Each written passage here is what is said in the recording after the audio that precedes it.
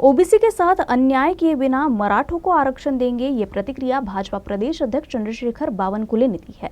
बावनकुळे सोमवार को नागपुर में बोल रहे थे। आणि एकनाथ शिंदेजी किंवा सरकार अशी कुठलीही भूमिका घेणार नाही ज्यातनं ओबीसी समाजावर अन्याय होईल आणि ओबीसी समाजावर अन्याय होऊ देण्याची त्या ठिकाणी कुठलीही सरकार भूमिका घेईल।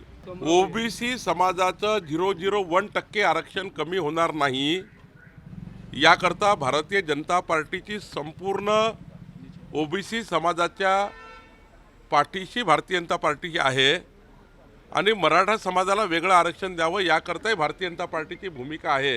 मला वाटतं ओबीसी समाजाने घाबरून जायची गरज नाही आहे। यामध्ये काही चुका झाल्या असतील किंवा ओबीसी समाजाला असं वाटत असेल की आमचं नुकसान होणार आहे तर याकरता अधिसूचनेमध्ये तुम्हाला हरकती मांडण्याकरता वेळ दिला गेला आहे। अजून अधिसूचना पारित झाली नाही आहे। अधिसूचना काढली त्यात हरकती येणार आहेत। हरकतीची सुनावणी झाल्यानंतर मग अंतिम निर्णय होणार आहे। त्यामुळे मला वाटतं ओबीसी समाजाचं संपूर्ण हित राखून मराठा समाजाला आरक्षण देणे हीच भारतीय जनता पार्टीची भूमिका आहे। या भूमिकेला भाजपा ठाम आहे।